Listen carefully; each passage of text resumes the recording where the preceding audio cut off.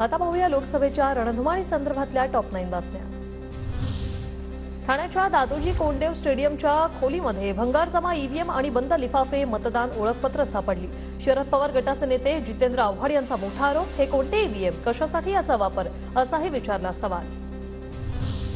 व्हीव्हीपॅटची 100% पडताळणी करण्याची मागणी करणारी याचिका सर्वोच्च न्यायालयाने फेटाळली, तर देशातल्या निवडणुका ईव्हीएमवरच होणार, सर्वोच्च न्यायालयाचा मोठा निर्णय।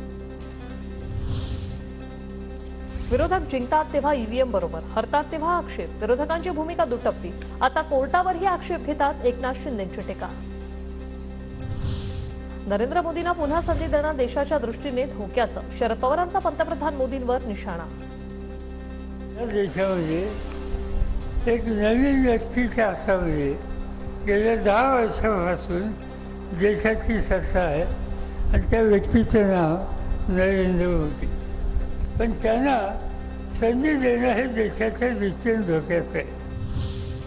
महाराष्ट्रात शिवराय जन्मले, गुजरातमध्ये औरंगजेबाचा जन्म, निवडणुकीत मोदी आणि शहांना महाराष्ट्र जागा दाखवणार, राऊतांची पंतप्रधान मोदी आणि अमित शहांवर टीका।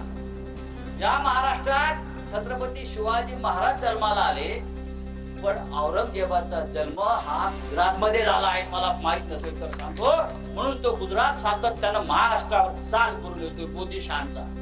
उद्याच्या निवडणुकीमध्ये मोदी शहाला सुद्धा हा महाराष्ट्र जागा दाखवल्याशिवाय राहणार। रोहित पाटलांच्या फेसबुक पेजवरून आक्षेपार्ह पोस्ट व्हायरल, विरोधी पक्षातील लोकांनी अकाउंट हॅक केल्याचा रोहित पाटलांचा आरोप। नाशिकमध्ये हेमंत गोडसेंकडून उमेदवारी अर्जाची खरेदी, गोडसे शिंदे गटाकडून इच्छुक, अद्याप त्यांच्या नावाची घोषणा नाही। छगन भुजबळांचे निकटवर्ती अंबादास खैरेंकडून नाशिकमध्ये अर्जाची खरेदी, अंबादास खैरे अजित पवार गटाचे पदाधिकारी। निधी वाटपावरील वक्तव्यावरून अजित पवारांना क्लीन चिट, ईव्हीएम बाबतचं विधान सामान्य, निवडणूक अधिकाऱ्याचा अहवाल।